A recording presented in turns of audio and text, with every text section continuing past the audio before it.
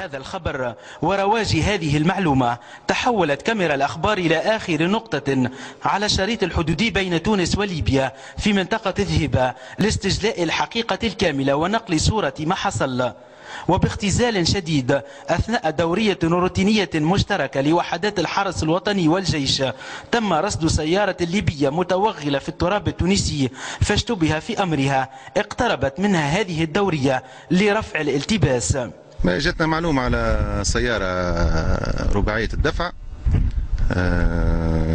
على مستوى الحدود التونسية، توغلت حوالي كيلومتر، تنقلت الدوريات الحرس الوطني وبالتنسيق مع الجيش، وتم معناها تثبت من هذه السيارة لاتضح فيها زوز أشخاص، منها شخص مصاب بطلقة نارية على مستوى الكتف.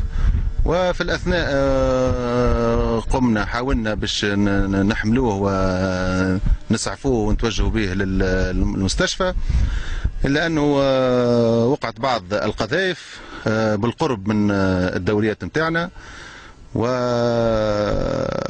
ولم تقع أي إصابات. وتبقى وحدات الحرس الوطني والجيش بدورياتها المتنقلة ومراكزها المتقدمة عيونا ساهرة ليلا نهارا خدمة للوطن وحماية له من كل مستجد.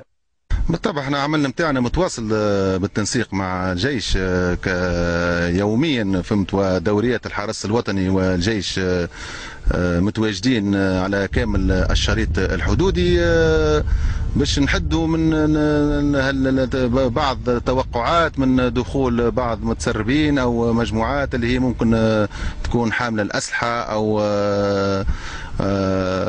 كيف زاد ندافعوا على الحد نتاعنا، الحدود نتاعنا وعلى التراب التونسي.